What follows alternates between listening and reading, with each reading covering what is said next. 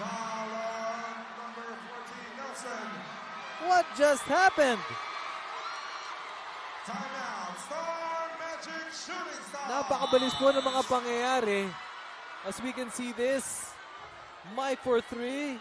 Almost! Parang kay JV kanina. Ayun lang, yung tulak sa likod. Yun ang offensive foul. Nakita, Migs.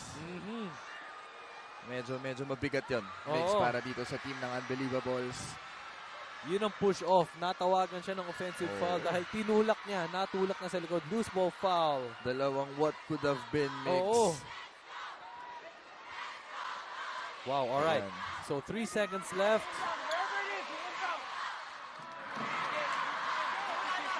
Para dito. Here again, Bel Mariano supporting Donnie and Star Magic Shooting Stars. Emilio, ikaw to. Okay, I got you. I'm RJ. Vamos. RJ, punit to. 3 seconds. Ayun, Migs, naglaro sila yo. Ay. Okay, this is gonna be big. Gonna be big, pero may chance pa dito ang Unbelievable, Richie. Yes, you don't have to take a shot for me, Migs, because they're either gonna foul or finish the clock. Tama ba? So kung di sila pumaul, hawak mo ng bola, tapos. Oo. Eh, yung iba ba ang ginagawa, binabato sa taas. Oo. Medyo risky lang. Risky yun. Risky lang.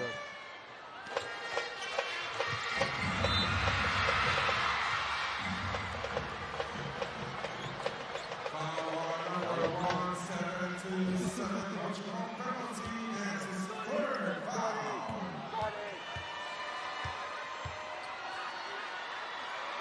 There we go. Chance to seal the deal between Argel Saicon.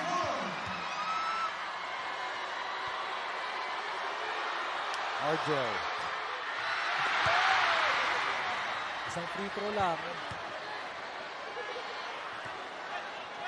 To make this a 3-point game. Argel Saicon. Yes.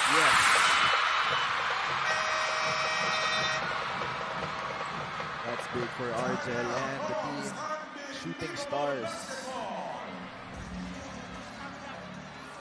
Okay. 3 seconds left. What play do you do? Para sa Unbelievables, Richie. Siyempre. Medyo mabigat, Migs, kasi yung pinag-usapan natin kanina na they tried going for the 3 for the win, diba?